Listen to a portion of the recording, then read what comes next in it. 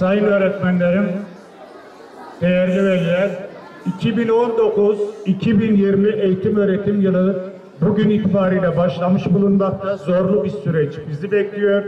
Eğitim öğretim yılımızın başarılı bir şekilde sürmesini temenni ediyorum. Çünkü öğrencilerimizi en iyi şekilde yetiştirmek, onları geleceğe hazırlamak hepimizin görevi. Sevgili çocuklar, burada size de çok iş düşüyor. Öğretmenlerimiz gayret ederken sizlerin de bu gayrete karşılık vermeniz lazım. Okulumuz biliyorsunuz ilçede birçok güzelliğe, birçok başarıya imza atmış bir okul. Bakın girişte sağ tarafta değerler ağacımızın olduğu bir bölüm vardı. Orada yenilik yapıldı. Orada 3-4 tane fotoğraf göreceksiniz. Bir de boş bir fotoğraf yeri göreceksiniz. O 3-4 fotoğraf bu okulun tarihinde adını Türkiye'de birincilik sırasına yazdıran bu okulun öğrencilerinin fotoğrafları ve isimleri var. Boş yerde de ben de adımı oraya yazdıracağım diyen öğrencinin ismi olacak, ileride fotoğrafı olacak inşallah. Tamam mı çocuklar? O halde öğretmenlerimizin sözünü dinleyeceğiz, anne babamızın sözünü dinleyeceğiz, derslerimize hazırlıklı geleceğiz, derslerimizde dinleyeceğiz, tekrarlarımızı yapacağız. Ve inşallah güzel başarılara imza atacağız. Tabii her şey akademik başarı değil, aynı zamanda örnek davranışlarımızda, güzel ahlakımızla da ne yapacağız? Öğretmenlerimizin, arkadaşlarımızın gönlünü kazanacağız. Yeni eğitim öğretim sezonunun başarılara, hayırlara, mutluluklara vesile olmasını diliyorum. Size, öğretmenlerinize başarılar diliyorum. Sayın velilerimize şu konuda lütfen istirham ediyoruz. Lütfen iyi niyetle öğretmenlerimize destek olalım. Okul idaremizle ciddi bir diyalogumuz olsun. Çünkü bizim işimiz sizin evladınızı en iyi şekilde yetiştirmek. Bu bilinçle sizden destek bekliyoruz. Hepimize hayırlı olsun. Muvaffakiyetler diliyorum. Evet, şans yapar. 5'liyi alalım. 5'li. Daha sonra söyleyeceğiz.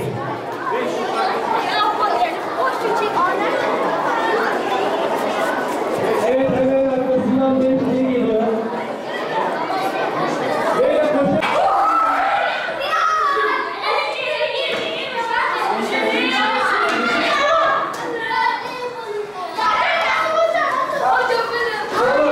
Bak en son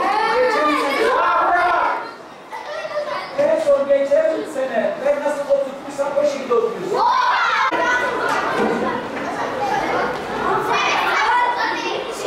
Sınıfı değerlendiriyoruz.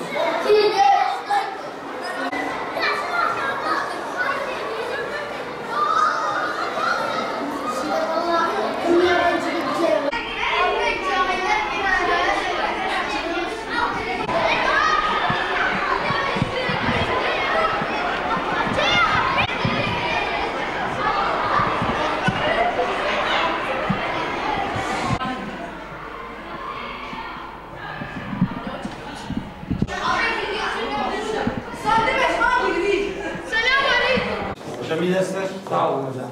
Hoş geldiniz. Hoş bulduk. Bu okulda ilk seneniz. Evet hocam. Hayırlı olsun. Siz de ilk heyecanınız. Serhat hocam, Türkçe öğretmenimiz. Hayırlı olsun. Nereden geldiniz? Kızıltepe'den geldim.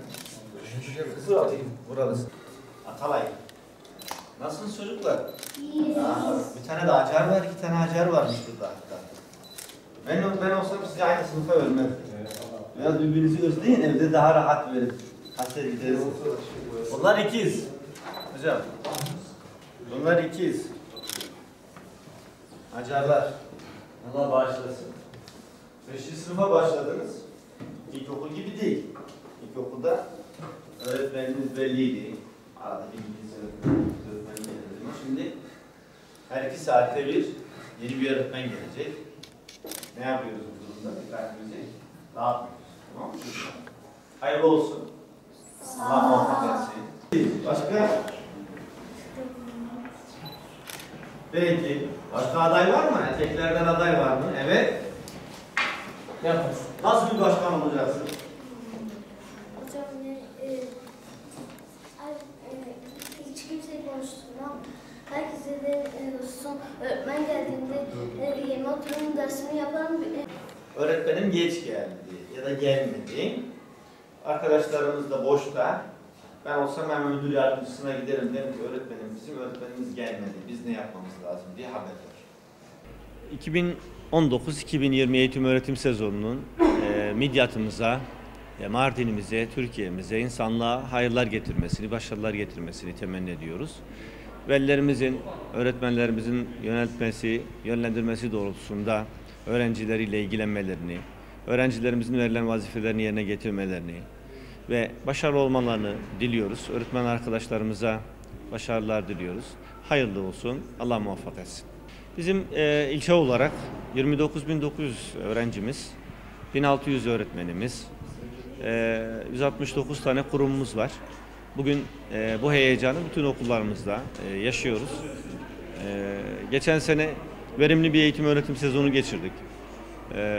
LGS'de bir Türkiye birincimiz oldu. YKS'de 40'tan fazla tıp fakültesine yerleşen öğrencimizle birlikte 120'den fazla nitelikli okula öğrencimiz yerleşti. Bunlar bizi mutlu ediyor. Öğretmenlerimiz, idarecilerimiz, velilerimiz el birliğiyle gayret gösteriyorlar. Bu takım ruhunun başarıya yansıdığını görüyoruz. Bu sene de bu takım ruhunu sürdürme ve büyütme gibi bir gayretimiz olacak. İnşallah başarılı oluruz. Midyatımızı daha iyi bir noktaya ulaştırırız. Ben Abdullah soyadım Altın Kaynak. 8. sınıfa geçtim. Bu sene LGS'm var. Biraz hazırlık yapacağım. Gün uyanmakta biraz zorluk çektik ama yani başarılı olmayı ümit ediyorum. İnşallah başarılı olacağım. Bu yeni yıl tüm arkadaşlarıma hayırlı olsun. Adım Yusuf Sefa Yücel. 7A sınıfına geçtim. Mutluyum. Arkadaşlarımı geri göreceğim. Derslerimi hissediyorum ben. Okulun gelmesini çok istiyordum. Ve sonunda geldi. Çok seviyorum. İbrahim Çalışkan. Yani okula ilk geldiğimde 5. sınıfa geçtiğimde birazcık korkmuştum. Bir de sınıflar değişti. Ben 4B'deydim. Sanıyordum 5B'de olacağım. Bu sefer 5D'de oldum. Yani birazcık böyle çok korkmuştum ilk başta. Ama sonradan sevindim de doğrusu. Dersler açılıyor falan, okulda çok özlemiştim.